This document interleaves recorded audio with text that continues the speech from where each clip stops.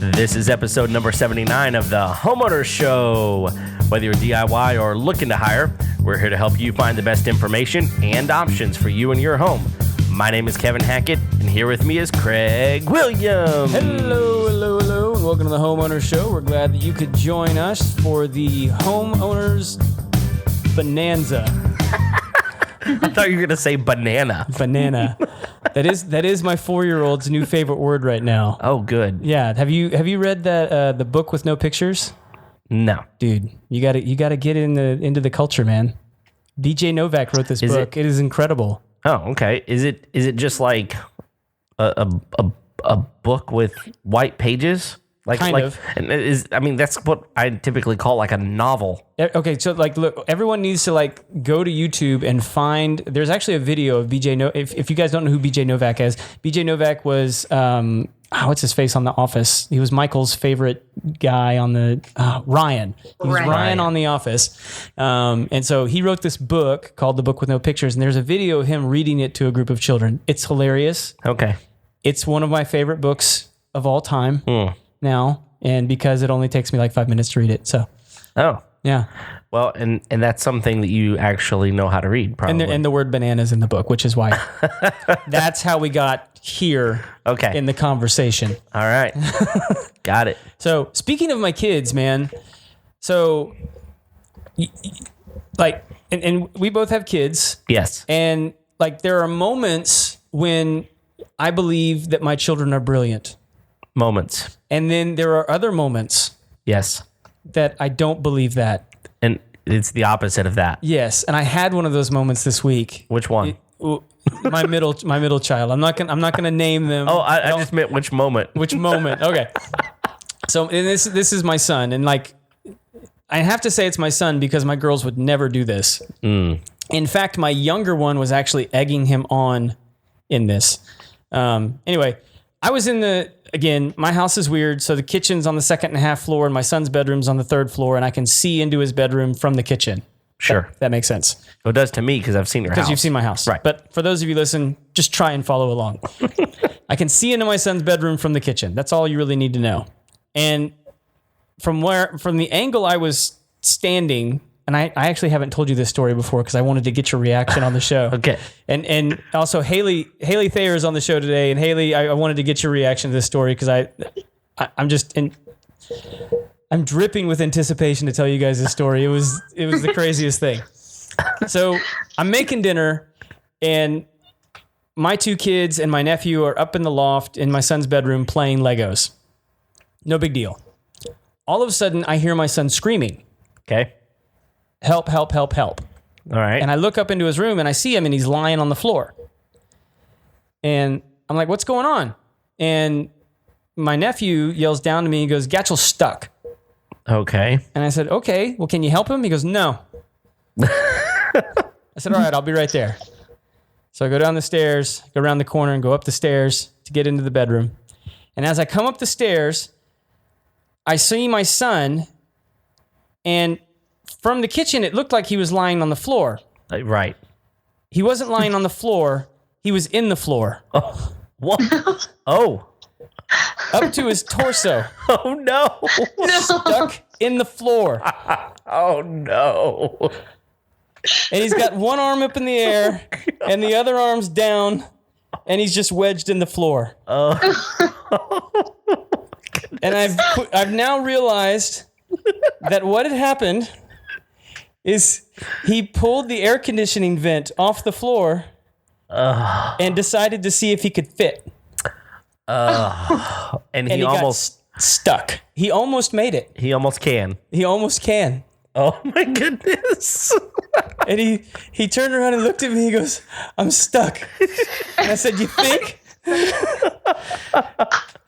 So I grabbed him and I pulled him out. And then I examined him to make sure that like all of him was still there. Yeah. And it was.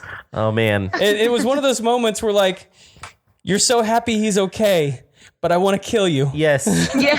Yes. So now I know which moment it was. It was the not brilliant moment. It was the not brilliant moment. I'm having flashbacks to baby Jessica. You remember baby Jessica in the well? Yes. Oh, I'm having flashbacks. So here's what happened. There's air conditioning vents on the floor in his room. They were playing Legos. Okay. Some Legos went down the vent. As they do. So rather than ask for help, he goes, aha, I can get them myself. With my toes. With my toes. Oh, no. So the saving grace was that had he actually gotten through, he'd have gone all the way through to the second floor. Oh my man. gosh. So he would have actually wound up like in your bed. Well, no, he would have ended up in the sitting room or whatever. Okay, so on the couch. He would end up on the couch. on the okay, I got Yeah. you. My house is weird, y'all. It's hard to describe where places are. There's like 14 different levels to your house, and none of them are like regular levels. They're half and third levels. So I'm actually genuinely concerned that like Jay Hugh and JoJo are listening to this show right now going, that kid could have destroyed that ductwork I put in that guy's house. That's what they're most concerned about. That's right. Wow. So shout out to Affordable over there. The ductwork held up Yeah, so they obviously strap their stuff together well. very well. Yeah, they can withstand a 7-year-old. Oh, man. Wow. All I can think about is Christmas Vacation right now. When Clark falls through the ceiling or the attic. So he's still alive, by the way. But only because you decided not to kill him. Or just leave him there. Oh, that would have been fun. That might have been the better lesson, is you get yourself out of there. Yeah. I mean, I have a feeling Mom wouldn't have appreciated that. Well, he'd have had a good 2 hours to figure it out at least. Wow. That might have been enough. It might have been. Yeah. Who knows? So anyway, thank you guys so much for joining us on the show today. We've got a really cool episode. We've got, fan favorite Haley Thayer. She's not in the studio. She's, skulking around in the Pacific Northwest. Yes. Is it raining there right now? No, guys, the sun came out. It's incredible. Okay. All right. So, Wow. But anyway, we've got a really cool show. Last time we did an interview with Haley, one of the things that kept coming up were all the acronyms. Man, and it seems like there's a bunch, Yes. And well, it's mostly because we don't know any of them. Like, oh no, I don't. Yeah. I mean, I hear people talking about these things, and my mind is like, oh yeah, like the AARP, that thing, That's what I feel like when people use acronyms around me. Right. I feel like I should be in the AARP. Yeah, and the problem is that people, they throw these acronyms out as if you know exactly what they're talking about. Right. Like you are fully immersed in their world, and the reality of it is few people actually live in that world. Or at least people that I know don't live in that world. Yeah. This is when most people just learn to nod and act like they know what's going on. Oh yeah. Yeah. It's the best form of just kind of making your way through a conversation. At the end, people walk away and you go, I have no idea what just happened. Yeah. Yeah. So we have worked with Haley here, and by we mean mostly her, to compile a list of the most used acronyms in real estate transactions. Yeah. And is that fair, Haley? Is that accurate? Yes. Okay. Yes. So I figured what we can do is we can Kevin and I can take turns. We're gonna throw some acronyms at you, and then we're just gonna turn you loose on the podosphere. The what? Yeah. Is that The podosphere? podosphere? Podosphere. Yeah. Okay. Vowels count. Kevin. When you said that, I was thinking like POT. Oh, A sphere. like the potty sphere? No, I had more like, like a plant in my mind. Potted. No, like pot. You know what pot is? No. It's- We don't live in the Pacific Northwest like Haley. Hey, I know what it is. You go down to the corner store. That's right. Yeah. That's right. Oh, I have to tell you a funny story before we get into based on that. So I was in Colorado. Okay. Famously, right? So I was in Colorado, and I had a bunch of teenagers with me. Okay, that took a left turn. I didn't think you were going that way. Yeah, I know. A bunch of teenagers. I had a bunch of teenagers with me, and we were gonna go hike up a mountain. Okay, and we stopped. One of the teenagers was like, "I got to go to the bathroom." I was like, of course you do. So we stopped off at this little place. It's this Nowheresville, right on the Arkansas River, and when we walk in. And it's like this, it's the most amazing place ever. It's a convenience store. It's a gas station. It's a hardware store. It is a fishing, like tackle store. Right. It is a grocery store. Okay. It is all of these things in one. And so we're just kind of mulling around because it's like the most amazing place we've ever seen because it's all of about 400 square feet. Okay. It's small. Limited inventory. Exactly. But they had all the essentials, right? And so this little old lady walks out from behind the counter and she walks up to me and she says, "We have brownies." No. And I said, That is out of a "Oh, scary okay." movie. Yeah, exactly. And I said, "Oh, okay." And she goes, "They're homemade." and I'm my actual voice right now, imagine what she looked like as she was saying this, right? And I said, I think we're good. I don't think we need any brownies on this trip. And she goes, "Okay, just let me know." And then did she slide back into the dark corner? Exactly. And then she rather than turning around and walking back around the corner, she starts backing up slowly and moving herself around the corner. Been even creepier if she'd been on a hoverboard. It was plenty creepy as it was. But anyway, that's the potosphere that I was thinking about whenever, that story. You immediately went to Colorado. Gotcha. That's exactly right. Anyway, I don't know what to call the landscape. That's it right there. The podscape landscape. Yes. On the home shoner. The home shoner? The home shoner. The homeowners show. That's exactly what it is. The podcast landscape. All right, Haley, please rescue us. Please. Let somebody else talk. I love these stories. They just should keep going. Real quick. I did a trip one time and I discovered why weed is called weed. Okay. It actually is a weed in Hungary. Oh. It grows everywhere. Okay. I was helping this guy clean his yard and we're trimming the hedges. Yeah. And I didn't know what it looked like. I was 18 years old. Yeah. And I'm picking it up and throwing it in the fire and he goes, "Huh. You're burning the cannabis there." What? And I was like, "What are you talking about?" And he's like, "Yeah, that's the." It was all over his yard, everywhere. Okay.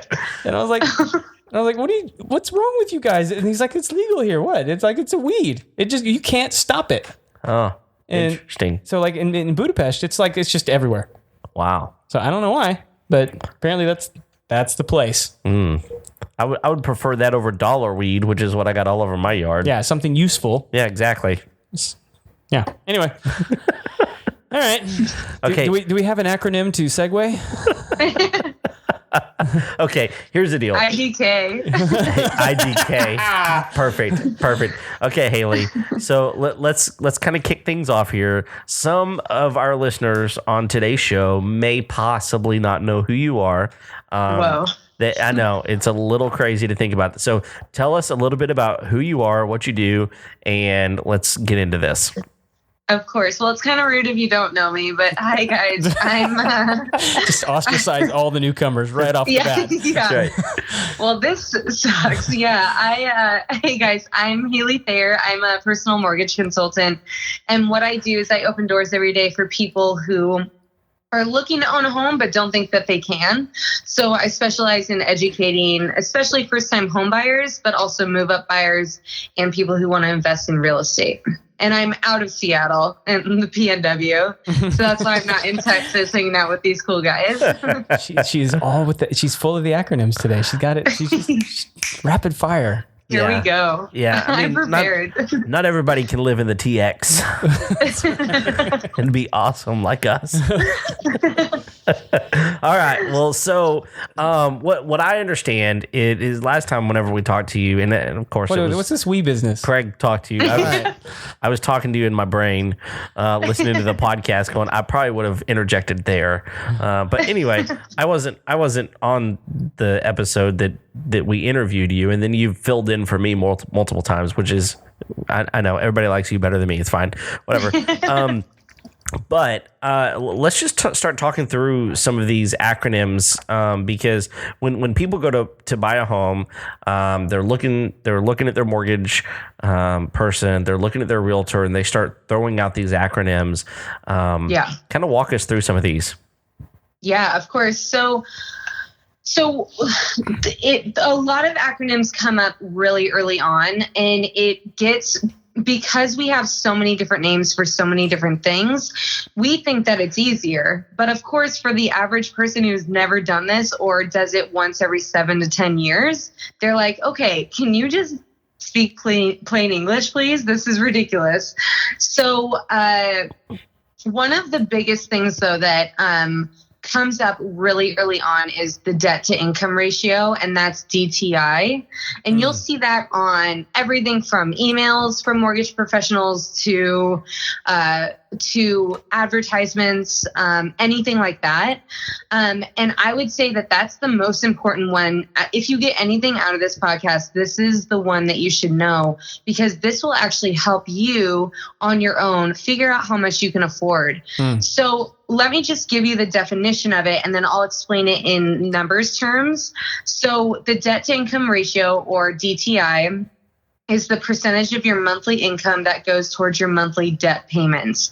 So what that means is, this is what we do on a day-to-day basis whenever someone calls us up. So they're like, hey, I want to get a mortgage, but I'm not sure if I can afford it. So what we do is we talk to them about their income, their assets, their liabilities. So anything from credit card loan debt to car loans or anything like that. And then we talk to them about their credit as well. And what we do is we take those numbers. So we take everything as a monthly thing. So if you make $100,000 a year, we'll take your monthly salary. And then what we do is we take so another acronym in this is PITI, and I'll get to that right after this. All right. But we take the full payment that you would have on a mortgage, and then we add that up with your current debts that you pay off monthly. So like I said, car loans, student loans, credit card debt. We add those up, and then we divide that by your monthly income. And the percentage that we're looking to get out of that is 43% or below. And that means, let's say that you want to buy a $500,000 home, you want to put $100,000 down on it. We have that number all set, ready to go, what that monthly mortgage payment would be for you, plus all your debts. And we can say, hey, you can afford this, or you're a little bit higher than 43%. So do you have a co-borrower? Do you have someone that could give you a little bit more money for the down payment? Anything like that. So we can kind of be creative in our conversation. Right. You're at that point, you're going to be looking for more options. Exactly. Yes. And so we have to go a little bit lower on price point, or get a higher down payment, whatever that looks like, or maybe pay off debts earlier than getting a mortgage. Right. So that is something that everyone can take away and know, okay, this is kind of what I'm comfortable with paying every month on a mortgage payment. These are my current debts, and then divide that by your monthly income. And you can see, hey, this is actually doable for me. Yeah, and I imagine, because everything's going kind of into the financial crock pot there, that it's really important to be as transparent as possible with your financial situation, because I would imagine some people might feel the need to like withhold some information in order to try and make their numbers look a little better. Of course, yeah, and I get that hesitation. I mean, you're talking to someone, most likely a mortgage professional is going to contact you right away over email or a phone call. And that is something you are literally explaining your entire financial history to them. And people either forget stuff, or they're just kind of a little bit nervous and they feel maybe embarrassed. Right. But the wonderful thing is just starting that conversation, and you're more than likely better off than what you know. And it's just all about that education. Yeah. Well, I think part of what makes that difficult is that a lot of people look at their life and go, "Oh my goodness, like I'm living paycheck to paycheck, or I'm living beyond my means. Actually, there's no way that I could possibly buy a house, and yet there's probably something somewhere that goes, okay, your debt to income's still less than 43%. You're just not budgeting very well, right?" Exactly. Yes. And we run into that really often, actually. And what we do is we can also educate someone, okay, you might be at 44% or 45%. Here's what you need to do to be able to get to that price point. And we have financial planners that we've teamed up with as well that can outline for you what this looks like. And it's all for free. It's all just a conversation and getting that started. And if you are going over your monthly budget, that's okay. Most of us have done that in the past or are doing it currently. But how can you offset that? And where can you cut some things out of your life that would benefit you in the future? Yeah, that makes a lot of sense. All right. So you mentioned one in there that you said we were going to come back to. Is it PITI? Yes. Yeah. So that's another one that comes up really soon, right after the debt to income. I obviously said it right away. So didn't really leave any time for that. So the PITI is your full monthly mortgage payment. So what you would see on a loan estimate, or if you are on Redfin or Zillow and you're looking at their different numbers, or you're doing a mortgage calculator online, what you're going to see is just the P&I, right, which is the principal and interest. And so that's just your basic monthly payment. But how we calculate it on our end, so we make sure that you can afford everything, is we have to also look into the taxes and insurance. So the P is principal, the I is interest, the T is taxes, and the I is insurance. And what this means is we pull it all together. So we base off your property taxes in Washington, for example, it's by county. So in King County, it's based off of your value of your home and a percentage off of that home. In California, it's a little bit different. And so we base those taxes off of that. And then insurance, we always kind of go around $80 a month. And so what you can do is, if you don't know, if you just see that mortgage calculator online and you're just getting the principal and interest, you can go online and say, hey, what would be my property taxes at this zip code? And more than likely, you will be able to find something in the range, and then just use for your homeowner's insurance around $80 a month. That's pretty much the average standard. That's a little bit higher. And we always go a little bit more conservative because you never know what's going to come up or what you need coverage on. Yeah. And I imagine the whole taxes situation varies greatly between state to state.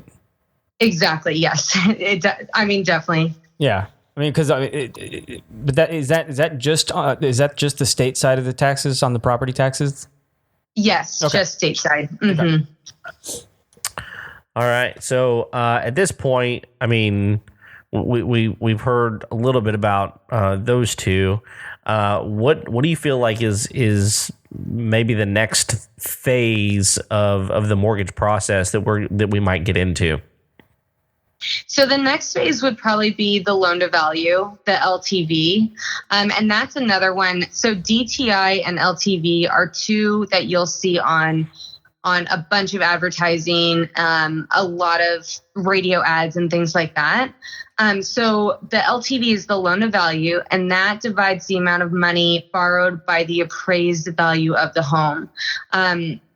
And so this pretty much just shows you what you're going to owe on the home. And so your loan to value really depends on how much money you're putting down at the beginning. So this correlates directly with your down payment. So if you're putting 3%, then your loan to value is 97% on the property. If you are putting 20%, then your loan to value is 80%. So that is something that's a good number, or that's a good acronym to know, because this is something that's going to come up really early on in conversation, especially when you start talking about down payment and what you can afford and what you can't. Sure. So you mentioned something just there that is something that I think you might want to flesh out just a little bit more. And you mentioned the word appraisal. So what is an appraisal for those people that may not know what that is? Of course. So an appraisal is a value of your property. So what happens is an appraiser comes to the property that you are under contract on, and they look at the square footage of your home, how many bedrooms, how many baths. They're not looking at your furniture or anything, even though people love to think like, hey, I need to clean up my house for the appraiser. It's more about showing the amount of space that you have, and then also the neighborhood that you live in. So the appraiser comes to your place, and then he looks at comparables in the area, and he's able to look at your property compared to other properties that are on the market currently or are just sold in the past 6 months. And he comes up with a value for your property. So this appraisal goes two ways. So let's say that you're putting your house on the market. An appraisal is used to be able to put your house on the market at the right price. Everyone thinks that their house is better than what it is.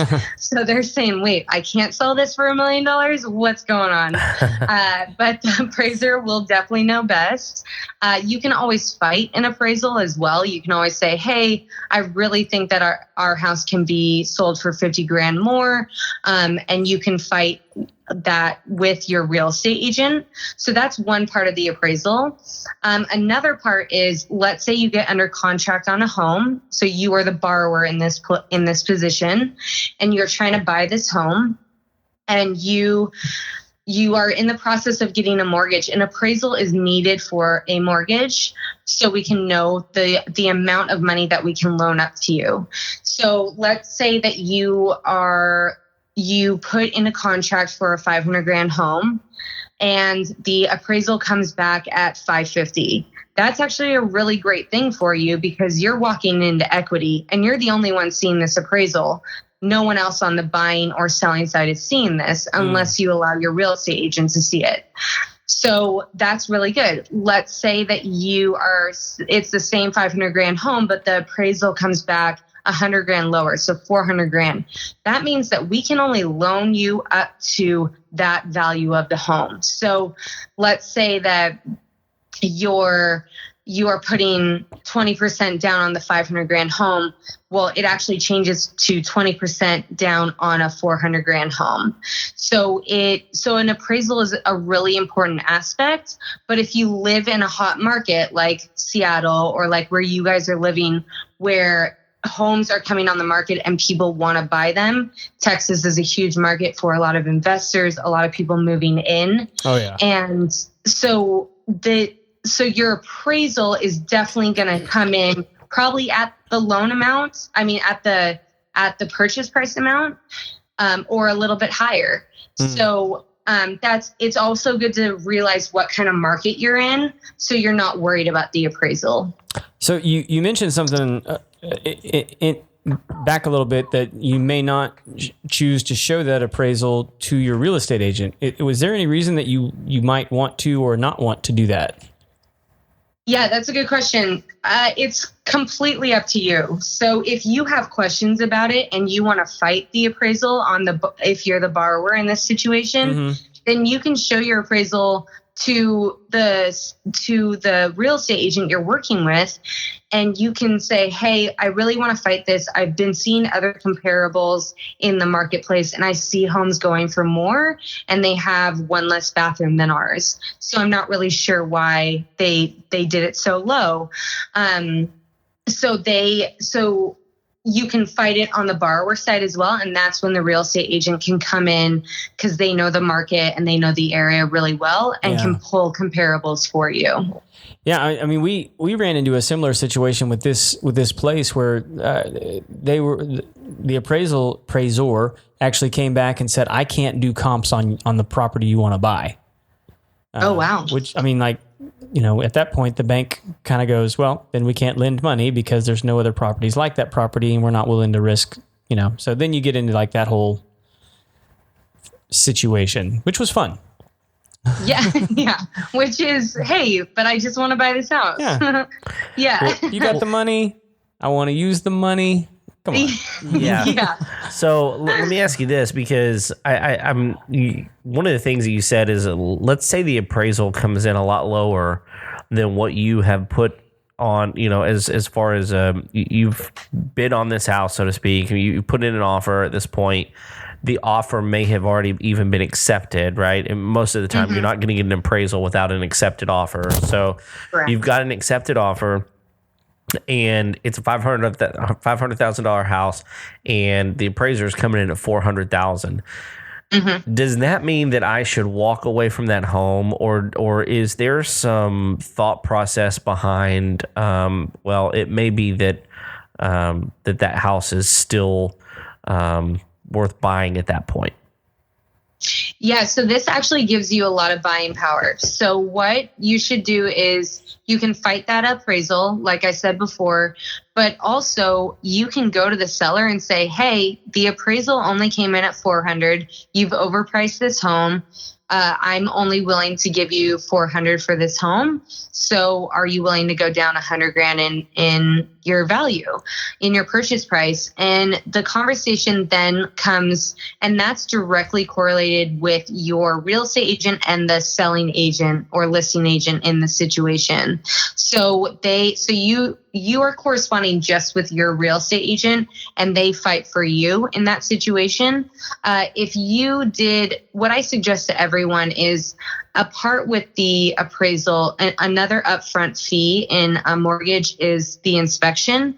And I always suggest never, ever buy a home without doing an inspection, because you want to know what you're fully buying and what you're getting into. So let's say this $400,000 home or the $500,000 purchase price is coming in at $400,000 on the appraisal, and you knew in the inspection that you might have to get a new roof. Then you could use that as buying power. Say, hey, I need $10,000, $20,000 for the roof, and that will go into our loan amount. And so there are different ways, but if it comes in really that low and you were already kind of on the fence, then you can back out of that contract and get your full earnest money back.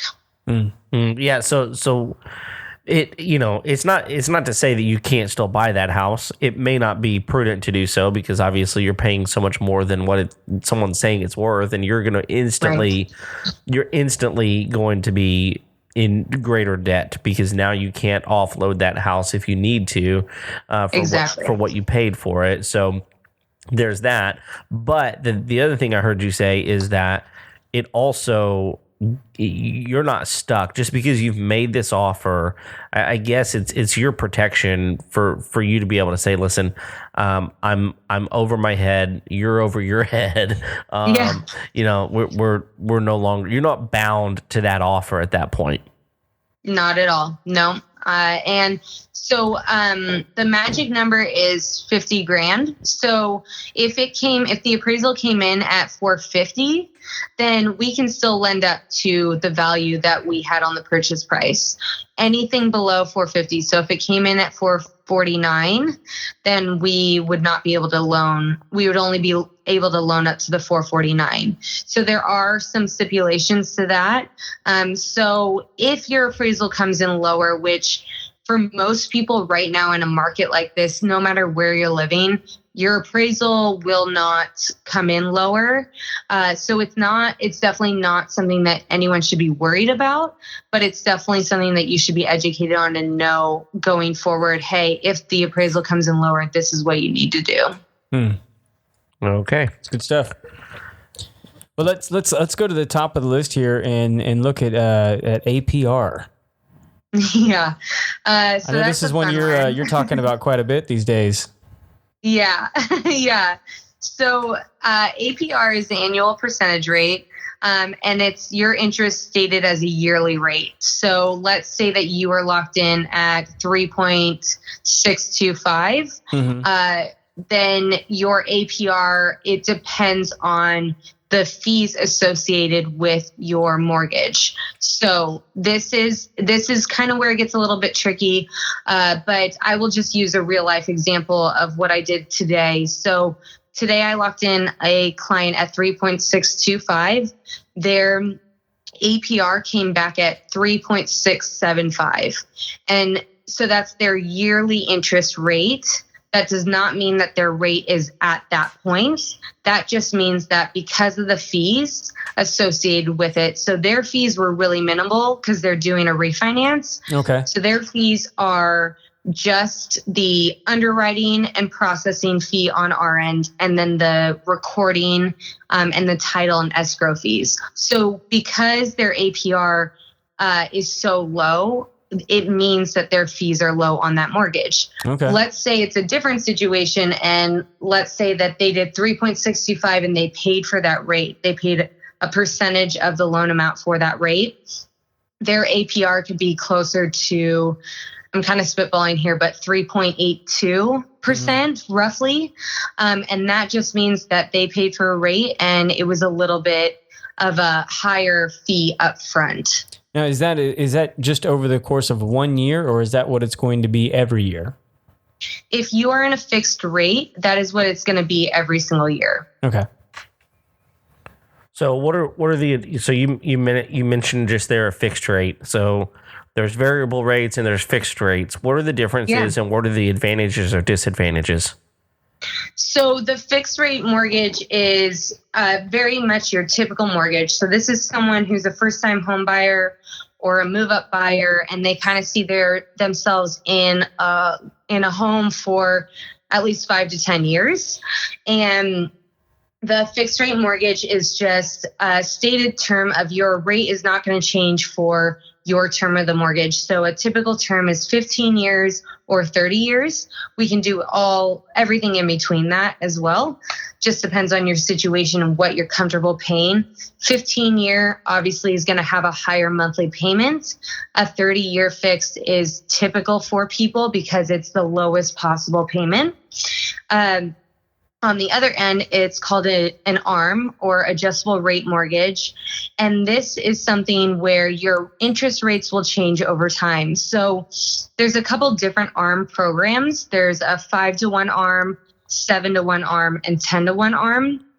What that means is your interest rate is fixed for 5 years, 7 years, or 10 years. Okay. And then after that, your interest rate changes with the current market.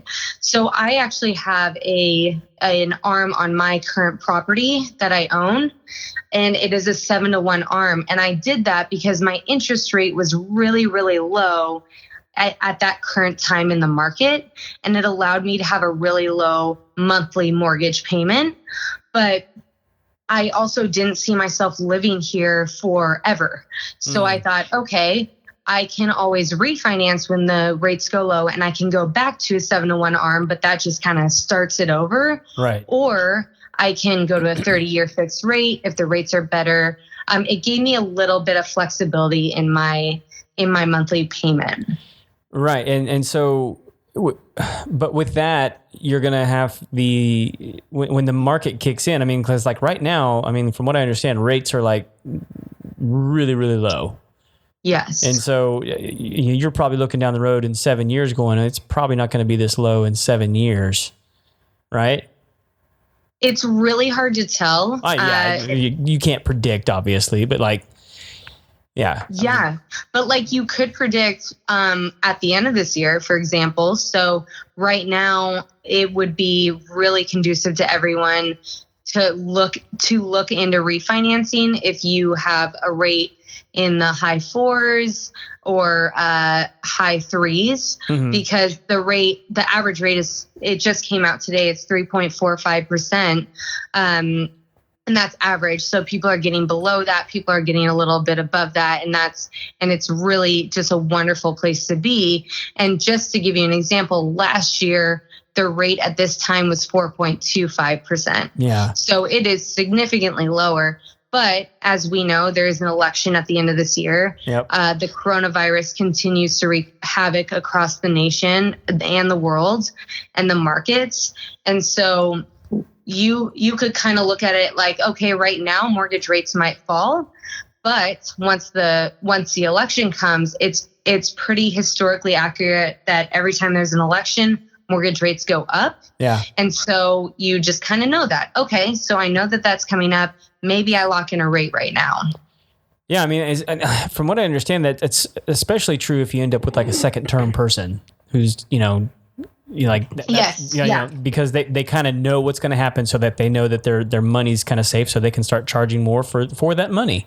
Exactly. So, yeah. And just so everybody knows, like while we're recording this, I mean, like the market's been shellacked.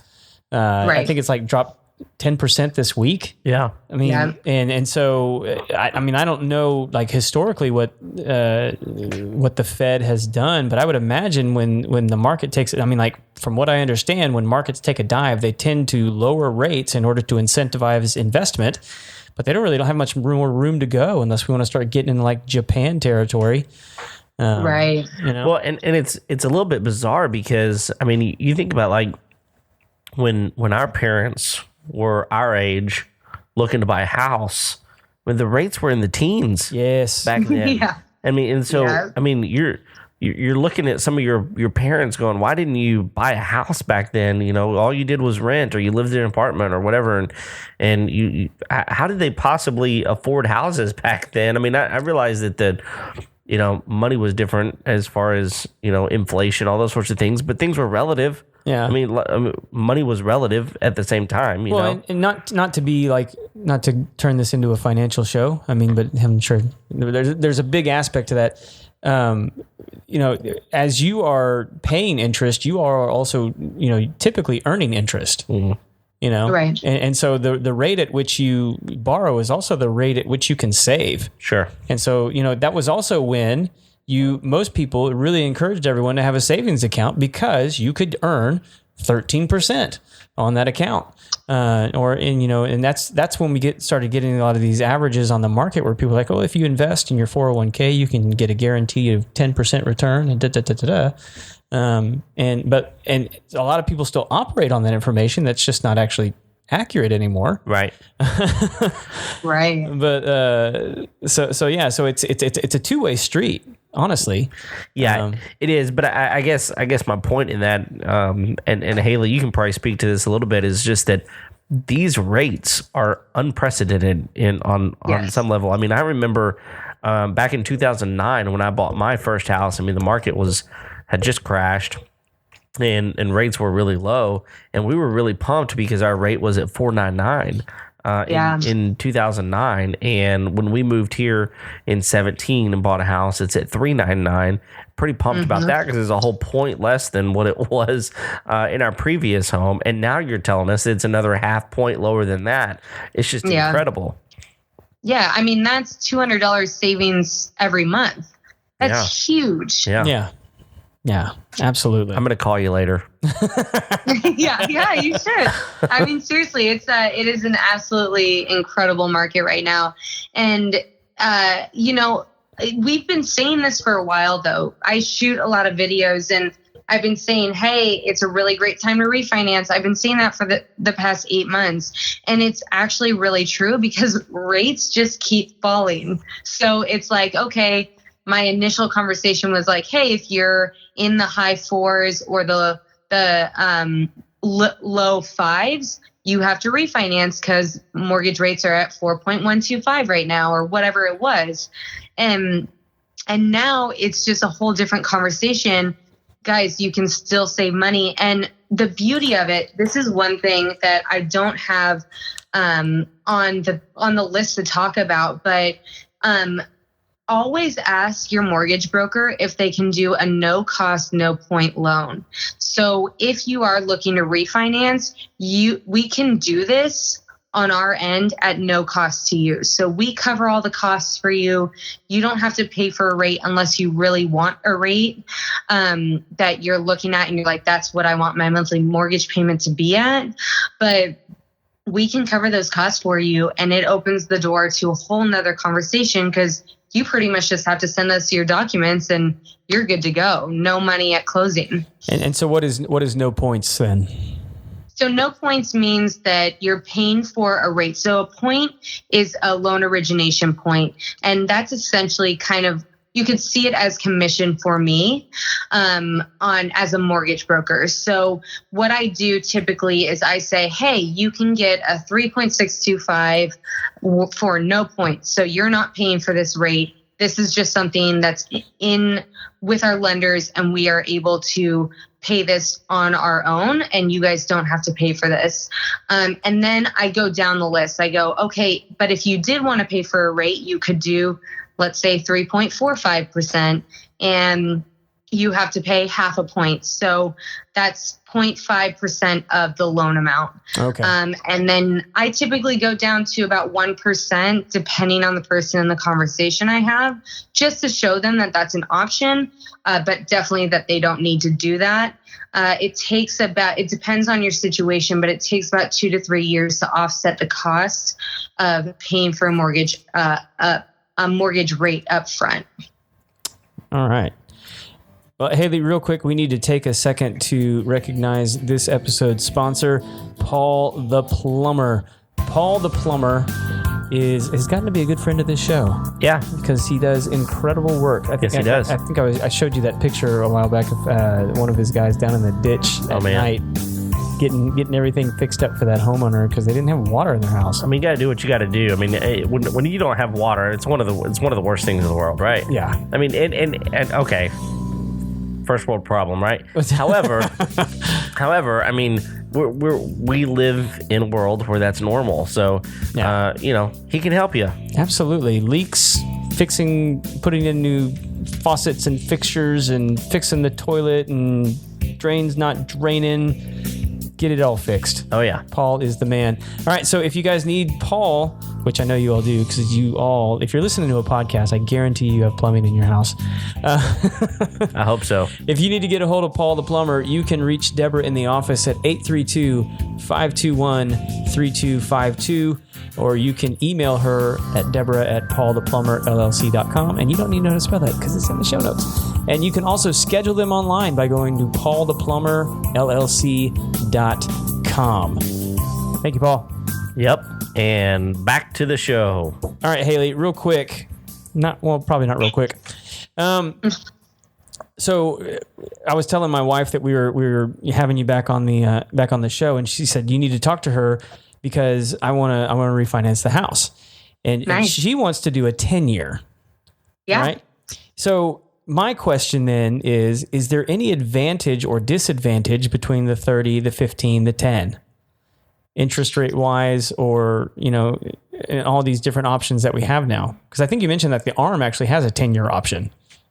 Yes, it does. So, okay, was she talking about a 10-to-1 ARM, or was she talking about just a 10-year mortgage? 10-year mortgage. Okay, so a 10-year mortgage, that is definitely doable.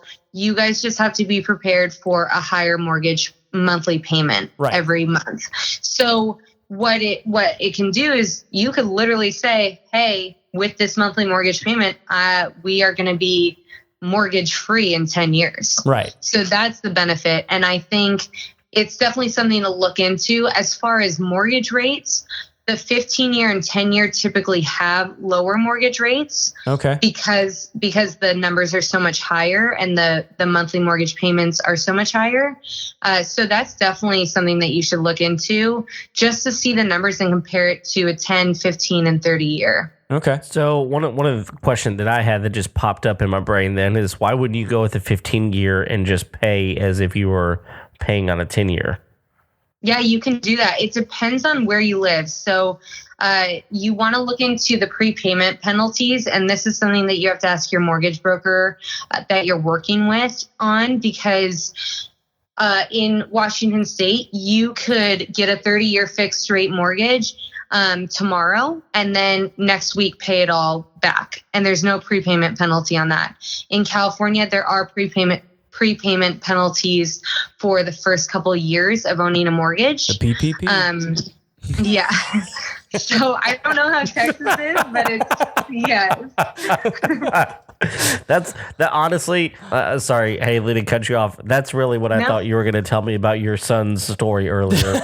off the second and a half floor it was going to be a PPP story. No, it was not. No, not this time. All right. Sorry, Haley. Back to you, please. Yeah. So just look into prepayment penalties, because you can really, in Washington State, you can pay back your mortgage whenever you want. Oh, that's cool. Yeah. Why not? Get a windfall of cash, just unload the house.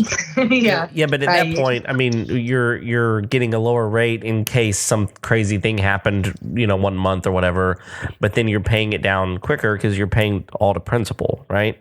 Exactly. Yes. I don't know much, but I know that was a smart idea, Kevin. Wow. Amazing. You must be a mortgage worker. That's incredible. Maybe in another life. You get one a year, buddy. Hey, I'll take what I get. All right, so we've done the APR, we've done the ARM. What was the other one? The FRM. FRM. The fixed rate mortgage. We talked about that. All right. What's next? What do we got, Kev? The next thing on the list is PMI. Oh man, I hate PMI. It's like my worst enemy. It's the devil. Yeah. For some people, yes, but it's actually historically low right now. Well, and PMI, from what I understand, I mean, like PMI is like why we have access to so much money, right? Yeah, exactly. Mm-hmm. Okay. I know a little something. Yeah, you know a lot.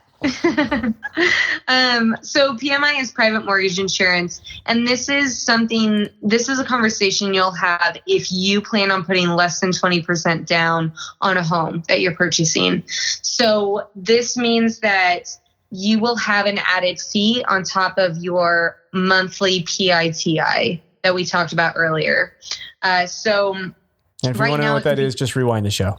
Yeah. Because we're not going through it again. No, we are not. That'd be the worst. So that is typically what first-time home buyers look at.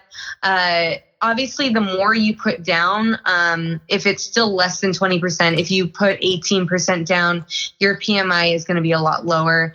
But as I said just a second ago, it is historically low. It used to be in the 250s to 300s just a couple years ago, and now it's anywhere between 100 to 175, depending on the area and obviously your situation.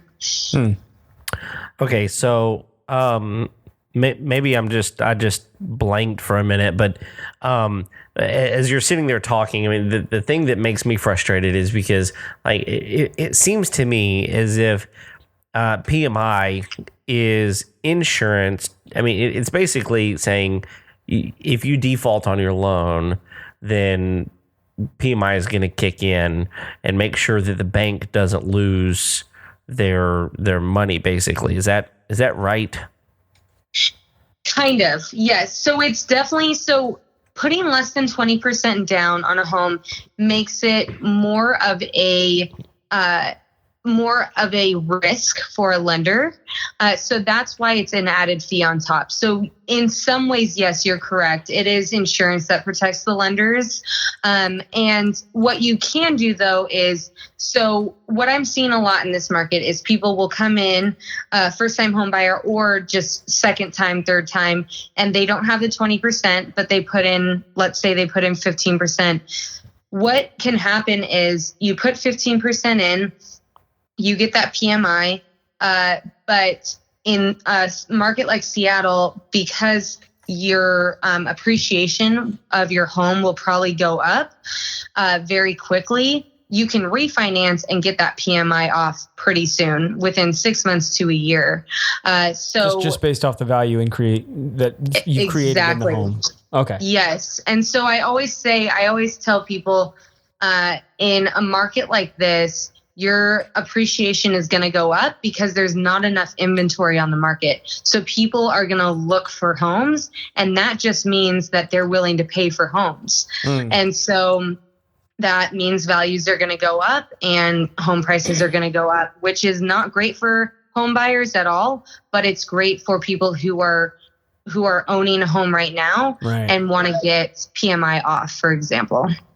Yeah, so unfortunately, my next door neighbor is moving. Their house went on the market today. I'm not very happy about it. Is this the dairy guy? No, this is actually the guy on the other side. We like them a lot, and they it's crazy and they got a really good deal on their home. They already sold it. No, when they bought it. Oh, when they bought it, they got a really good deal on their home.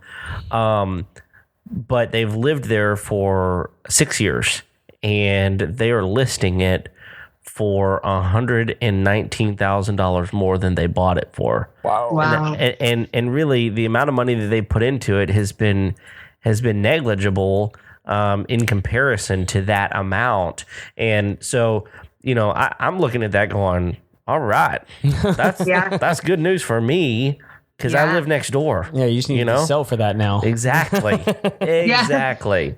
So I know that it's one of those deals where you look at it and go, oh my goodness, this is an extra fee that I'm having to pay every month, and I'm responsible. I'm going to pay my mortgage every month. But the bank doesn't know that. The bank doesn't know whether or not you've got any type of job security, or whether or not the bottom's going to fall out of the market, or whatever is going to happen, and all of a sudden you're in a really difficult place. But to your point, it sounds like, if your home is appreciating, you're paying your mortgage every month, and eventually everything's going to even out, and you're going to wind up getting all that money back anyway. Exactly.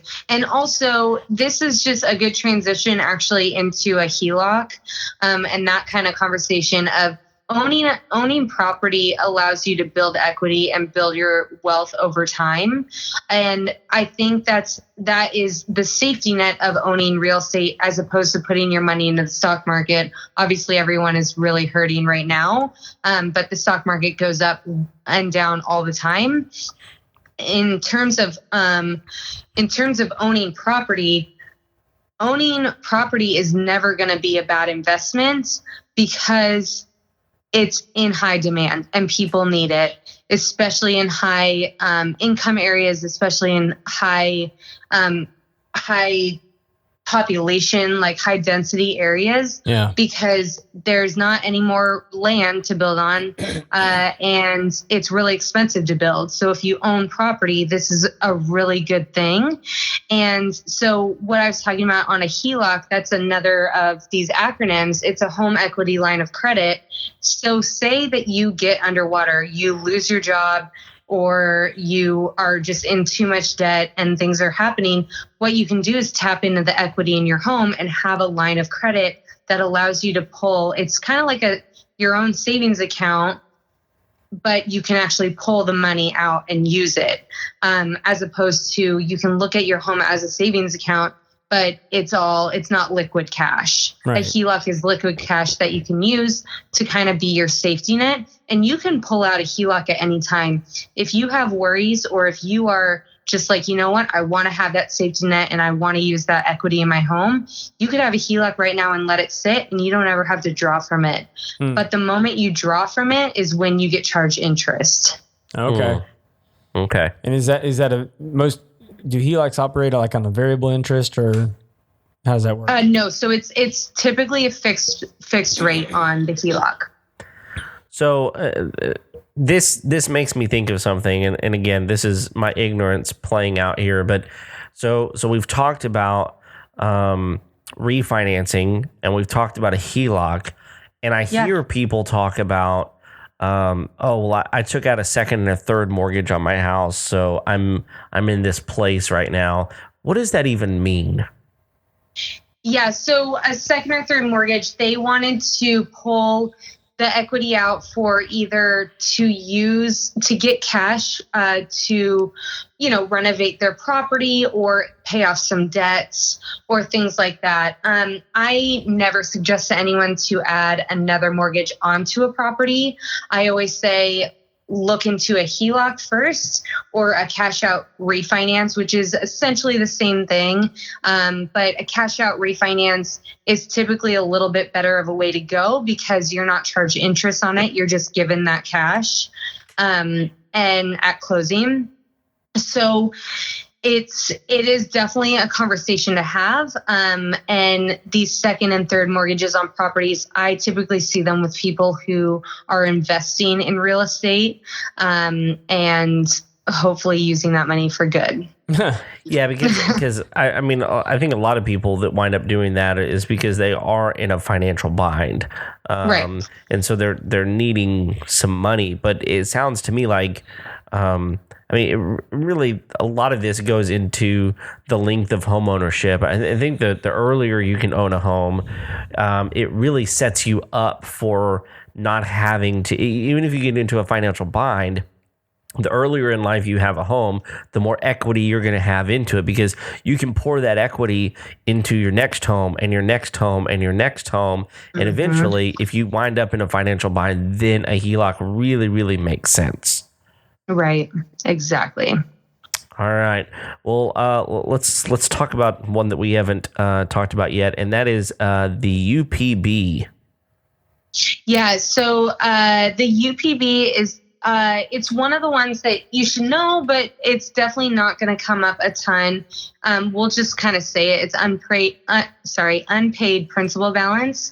And the unpaid principal balance, the definition is the amount of principal still owed on a loan.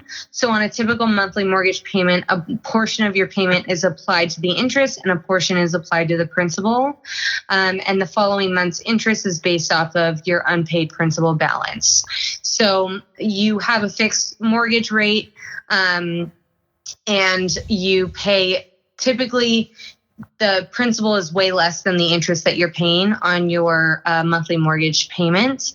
And so that's what the unpaid balance is. Okay.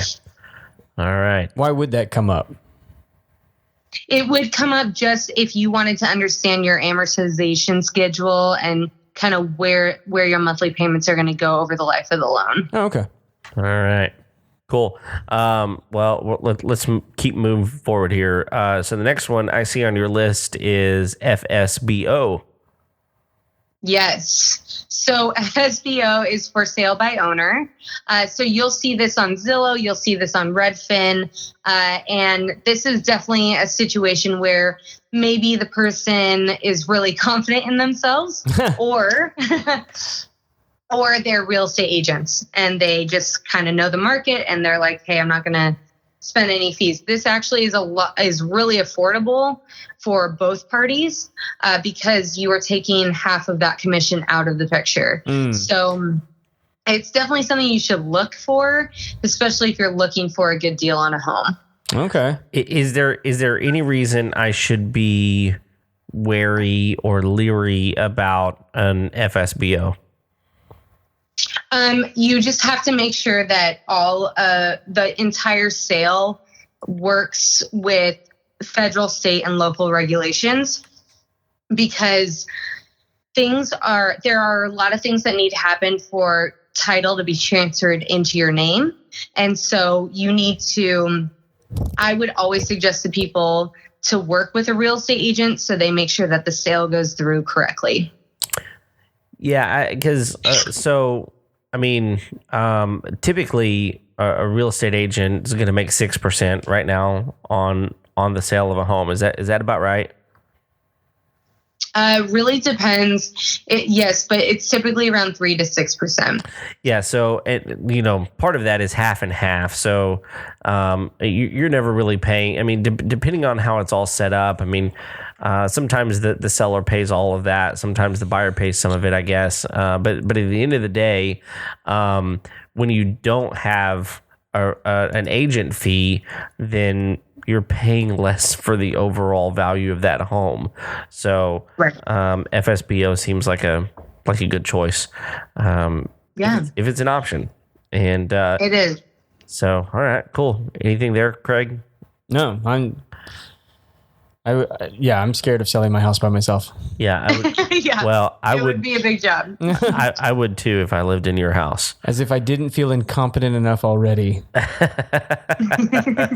Well, I guess that's part of the deal, though, right? Is like, selling or buying a house is probably the most major expense you will ever have, right? Yeah. And because of that, we're talking not about thousands of dollars or even tens of thousands of dollars. Typically, it's hundreds of thousands of dollars, and when that's the case, you really need someone who's on their game, knows more than you do. And we pay for things all the time. We just ran an ad for our friend Paul the plumber. There's a reason you don't do your own plumbing. It's because you're going to screw something up and pay for it in the end, right? Right. No pun intended with a plumber. But, I think that this is kind of one of those deals where it's like, you get what you pay for in a lot of ways. The ease that you're going through, let other people do the work for you. So right. The next thing we got on the list here is the GFE. Yeah, so this is one of the documents you're going to get when you are under contract for your home. So one of the steps is the disclosures that we have to send you as mortgage brokers. And this just kind of outlines for you what you're paying for, what your mortgage term is going to look like, and that we are fully compliant with you and you are able to afford this home. So the GFE, it's the good faith estimate. And I will just tell you what the definition is. It's a document that tells the borrowers the approximate cost they'll pay at or before closing based on common local real estate practices. So it's just, we say, hey, this is your good faith estimate. This is what the rate is that you're paying, and how your loan will amortize over time. And if you see anything that doesn't make sense, then that's your opportunity to say, hey, we need to change this. What is this number? And it's really just giving you an overview of your mortgage. Oh. Yeah. So it's basically saying, hey, we think this is about what it's going to cost in order to make this deal go through, right? Exactly. Yes. Okay. When does this particular piece of paper hit the table for the buyer or seller? So it's 3 days after we lock your loan. So within 3 days of locking your loan. So there are time limits on our end of when we have to disclose everything to the borrower. So once you're locked in, we have 3 days to get you all these disclosures, and the GFE is part of that. Okay. But you can excuse me, you can sign those digitally, right? You can send it to Yes. my iPad. DocuSign is my best friend. Yeah. Yes. Okay. Oh, yeah. Man, DocuSign's awesome. Yeah. It is incredible. I love it. So, okay, what's DocuSign? Since we went there, what is it? I guess it's just a web application that allows us to send you documents that need to be e-signed and dated by you. So it's pretty incredible. We do have some lenders that prefer a wet signature, like on a 4506T, which is your tax returns. But everything else can be e-signed, and so it makes it really easy for the borrower. And DocuSign, you'll love it because it's the best. Yeah, and one of the things that's great about whenever we bought our house just a couple of years ago is that my wife and I were buying this house together, right? It's in both of our names, not just one of our names. I'm glad to hear that now. Yeah. Yeah. Glad to hear you guys patch things up. Yeah, I am too. It warms my heart and gives me more buying power. So, the thing that's great is, we didn't have to be in the same place because it just emails you whenever it's your turn to sign the document, and you don't have to be in the same place at the same time. It makes life so much more easy whenever it comes to signing documents. Yes, so. I completely agree. All right. I think I should just start randomly sending documents to people to DocuSign. Okay, good luck. Just like little, I don't know. Just documents. Philosophical statements that people should agree with. Philosophical. Okay, there's a couple of assumptions here. One of them is that you have anything philosophical to say, right? Right. Okay, and secondly, that anyone would agree with them. Right. Okay. Yeah. All right. But if I can get them to, I want to have that. I want to have that digital reference. Maybe I could like start sending them to like randomly to like celebrities just to see that I have some clout. Just sign this and say that you agree. Okay, Haley is probably the closest thing to a celebrity that you know, other than Pirate. All right. I'll send it to both of them. I have like 2 friends, you guys. I'm not that cool. Okay, well, we know that's not true. So, okay, we'll just keep on talking here. All right, the next thing on our list is the ECOA. Yes, this one's super quick. This is just something so you should know. The ECOA is the Equal Credit Opportunity Act, and it is a federal law that requires all lenders and other creditors to make credit equally available without discrimination based on race, color, religion, national origin, age, sex, marital status, and receipt of income from public assistance programs. This is just something that we're not going to discriminate against you. This is all based off of the numbers and your equity. Okay. Yeah. It's just saying that that's all they can go off of. Yes, exactly. It's a protection. It is. Yeah. That's what it is. I mean, it's saying, listen, we don't care who you are, where you came from, what you look like. Everybody should be available to get a loan, and none of that's going to matter to us. Right. Okay. Exactly. Cool. America. Yeah. Well, if it was only that easy, right? If it was only that easy. All right. The next one on the list, and this is going to complete and round out our acronyms, and that is the FHA. Yes, the FHA, it is the Department of Housing and Urban Development, and it's part of that federal agency. And the FHA is something that you'll see if you are a first-time home buyer, but it can also be applied to someone who's already owned a home but doesn't currently anymore.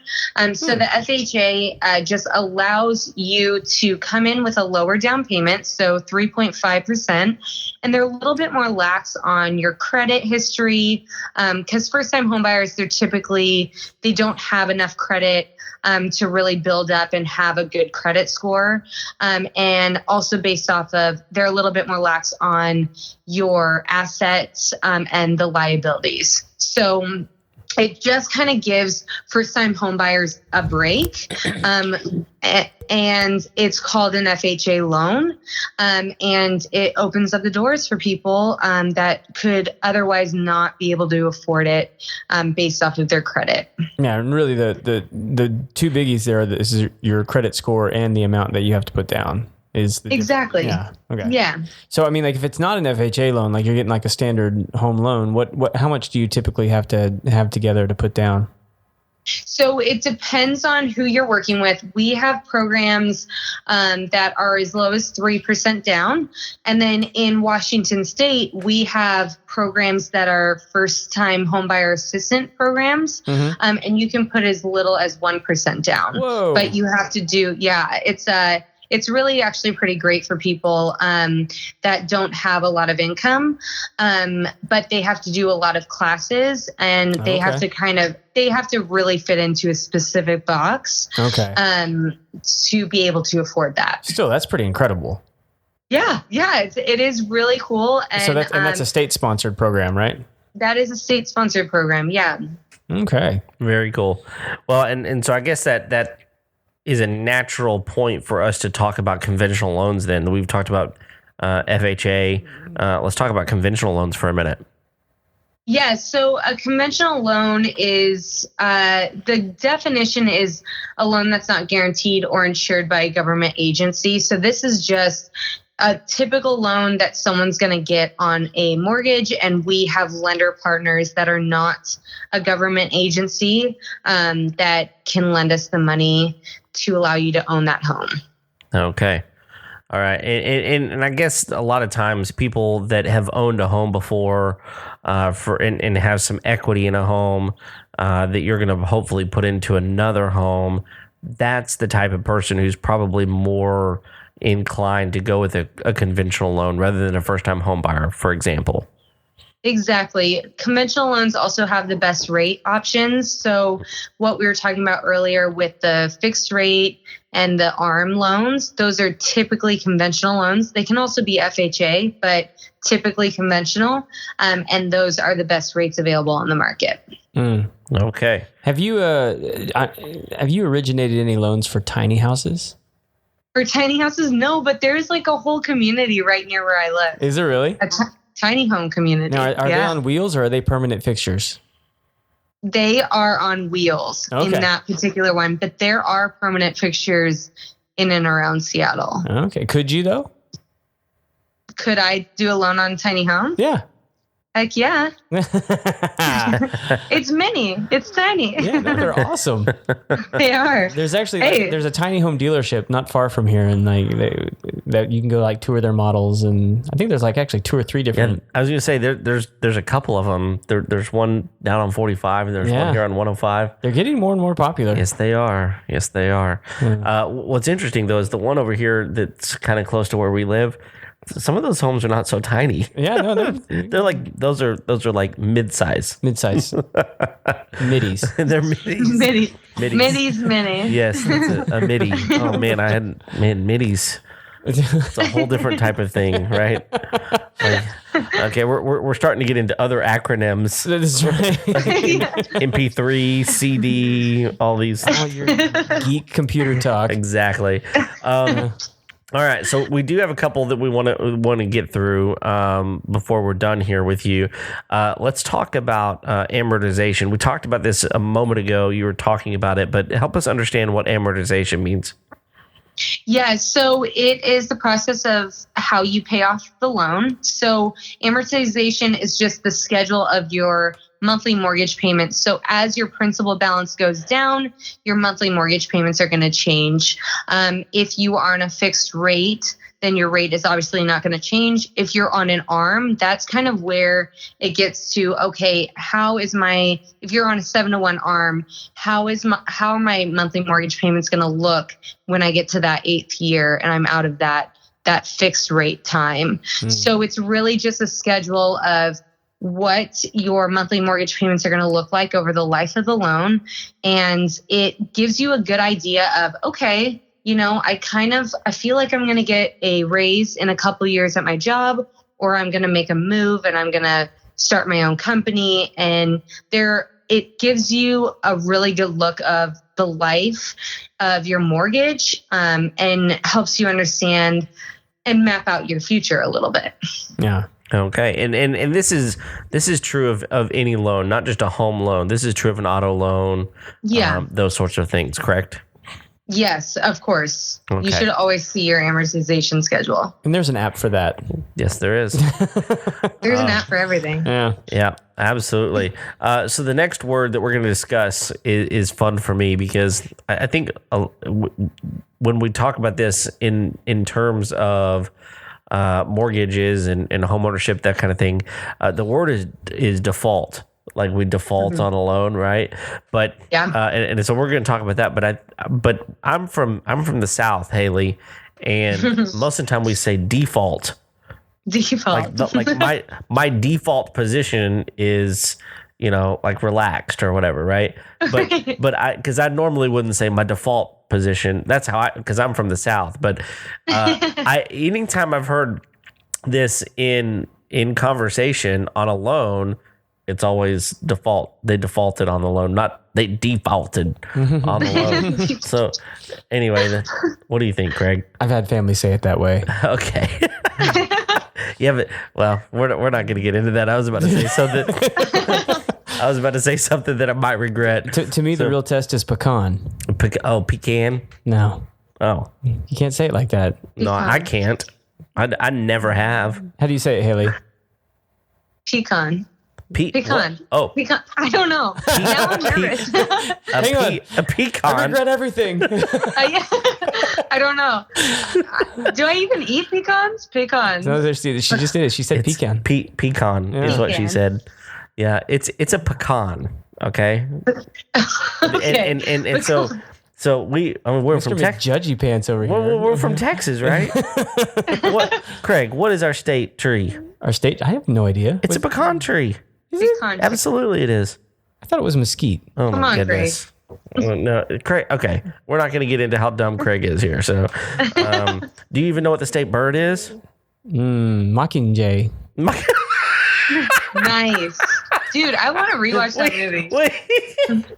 Wait, this isn't the Hunger Games. It should be. It's a mockingbird. Okay, all right. Or like we don't have to, we don't have to burn him at the stake or anything. I was really just seeing if you would notice. Oh man, I noticed.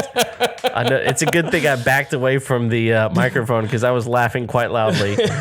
Oh man, that's good stuff. All right, Haley, we've derailed long enough. This turned into my quiz on Texas facts and history.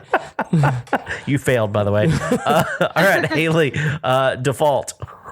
Yes. Okay. Default. So I kind of want to throw this in with a couple of the other ones we have. So default is just a failure of you to make your mortgage payments on a timely basis. So it depends on how often you're missing your payments and how consecutively. But it is a really severe thing that happens if you don't pay your monthly mortgage payment. And this also falls in line with delinquency. Delinquency is a little less severe than default.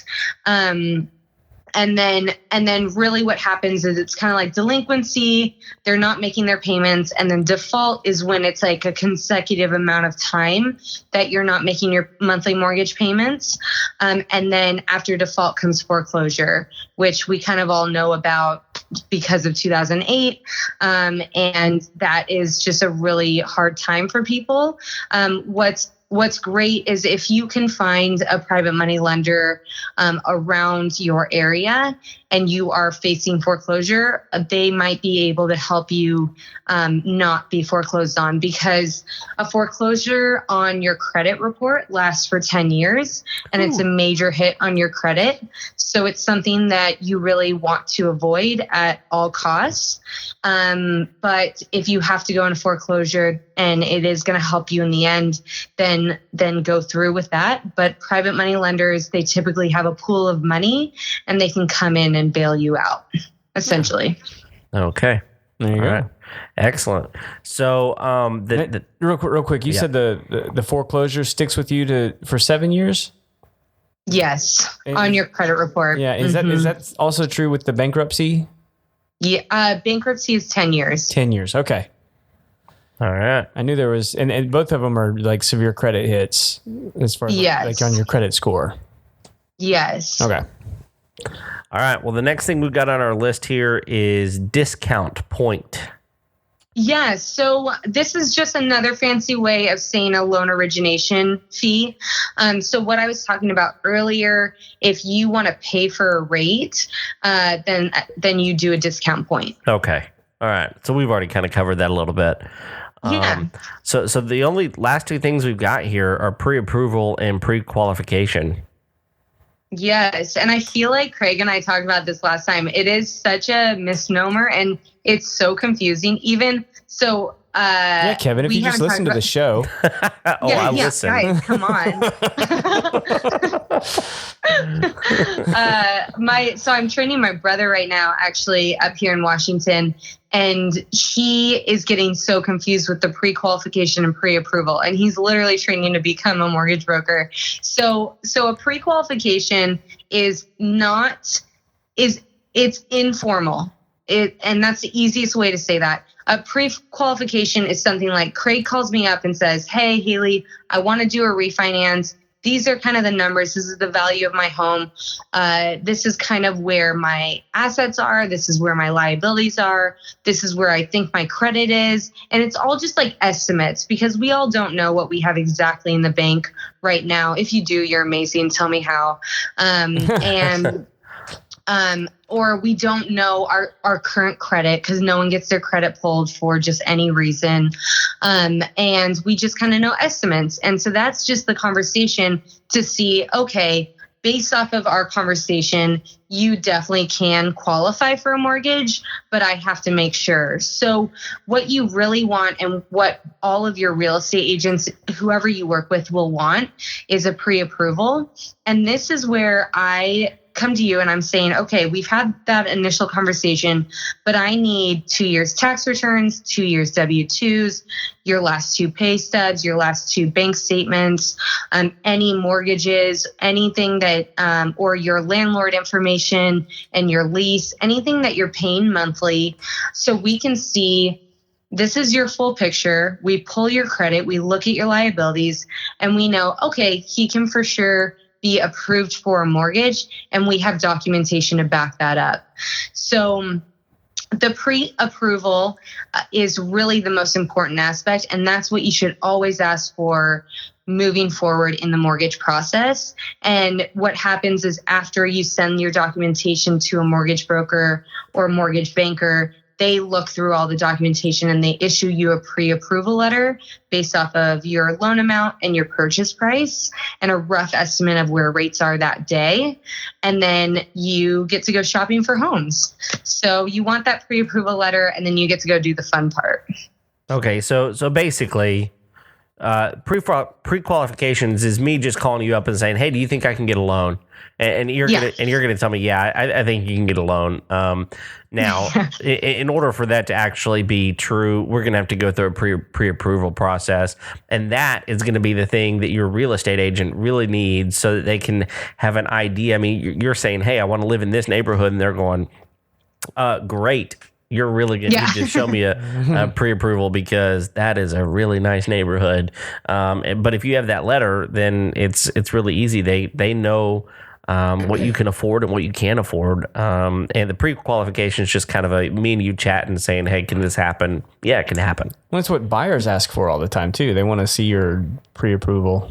Yeah. You know, they want to know that they want, because, and this has happened, I mean, over and over and over, and it's happened to us where we get into a situation and the buyer's been burned.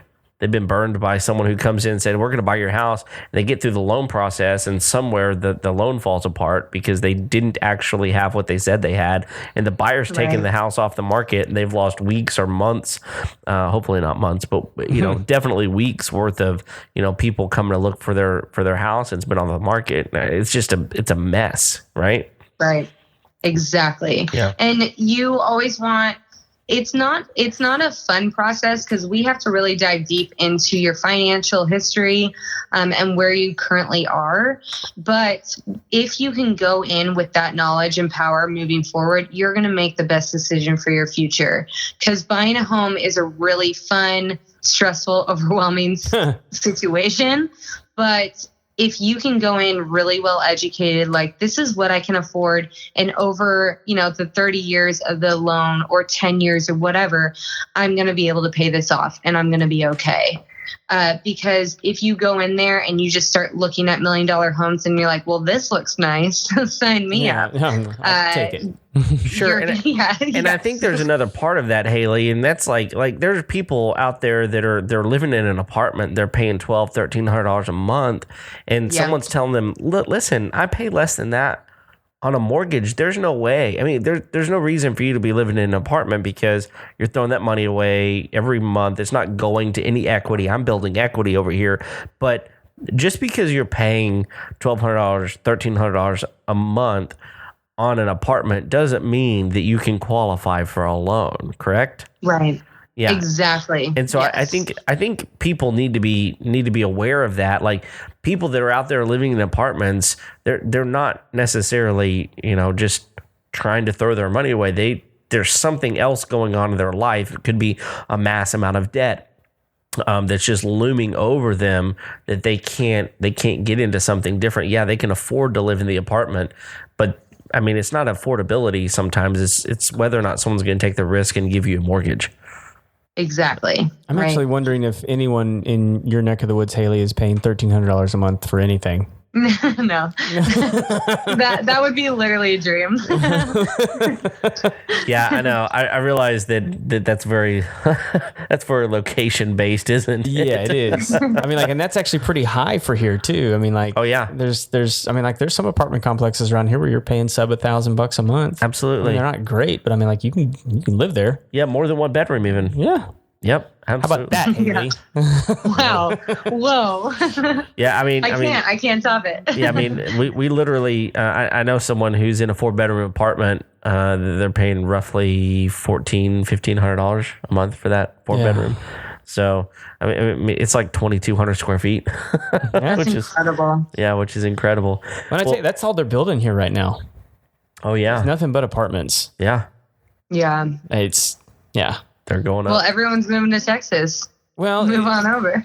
Hey. Which is, I mean, like, that's good and bad, right? But like, it's kind of weird because there's gonna be, you have to imagine there's gonna be a glut in all of this, and we're gonna end up with some like really shabby properties that aren't gonna be well taken care of because they're not gonna be able to keep them full. Right. Right. So it's, I'm just kind of waiting for like that other shoe to drop. Yeah. It's like when is this too many? Yeah. Right. Well, that's when affordable housing needs to come into play. But that is a whole nother issue that Seattle's facing right now. We've also seen that they just kept building and building these massive, gorgeous apartments Right. all across downtown, and all of them are vacant. Really? Like they do not have a full vacancy. I mean, a full tenant on it, and it's all over. And they continue to build, but no one can afford it. And so it just keeps going, and we're just circling around. And now Amazon's expanding into the Bellevue area, which is kind of on the east side of the Seattle metro area. Okay. And they're going to do the same thing over there. And it's even more expensive there. Well, yeah, especially now that they know that they're going there. Right. So, Well, Haley, listen, this has been, I'm sure there are people that are still with us that are going, man, that was a lot. I mean, that was heavy. A lot. yeah. But Yeah. I do know that we have given out a lot of information today, and the cool thing is they didn't pay a dime for it. That's right. Yeah. Which is pretty awesome. I mean, it's a lot of information. It's a lot to wade through. I'm sure some people turned this off and came back to it. But thanks for sticking with us. Haley, we've already gone through the Final Four with you, so I don't think it's important to do that again unless any of your answers have changed. No, I don't think they have. I think it's pretty much the same. Well, but we can bring to the audience that you've had some pretty big life events happen since last time when you were on the show. Right? Yes, I have. Yeah. Yes. What give it? So tell everyone what happened. Yeah. I am newly engaged. And All right. yeah. So I've been with my, now fiance for 3 years, and it's been a relationship where we knew from the start. So it's been easy and fun, and he lives with me. He owns this house with me, and we have a lot of fun together. That's awesome. So our life is pretty incredible. Yeah. I'm very lucky. We're excited Thank for you. you. You have the full blessing of the homeowner show. Yes, I know you. that's he didn't call us and ask us permission, and Which is just rude. Well, I know. that's what I'm saying. I mean, I feel like Postcard even. I'm fine if he still does that, even, and we can give him like some post engagement advice. Even I don't know, just to, some 20 questions would be good. Perfect. He would love that. Yeah. So, well, Haley, listen, thank you so very much. We always love having you on the show. Thank you for taking the time to walk us through all these things. And I promise people, this is not the last time you will hear her wonderful voice on our podcast because she is a huge supporter of what we do here. And we love you and we thank you for that. And is there anything we missed? No, not at all. But I love you guys too. And it's been so wonderful. And thank you so much for having me on. Thank you, Haley. Guys, if you have not yet, please go leave us a review. Tell us how awesome the episode was today. Or, maybe not. Maybe you're like that one guy out there that just likes giving the 1 star. And that's fine too. There's room in the potosphere. the podcast landscape for you two. That's right. That's right. So, but yeah, if you guys could, send all the likes and the love and the reviews, it really helps the show out, helps get the name out there. Share the episodes, and I think that's it, Kev. Yeah. Thanks for subscribing. If you haven't already, go ahead and do it. Leave us a review. Do all that kind of stuff. And we're here every Tuesday. So thanks for sticking with us. Until then, we'll see you next time. See you.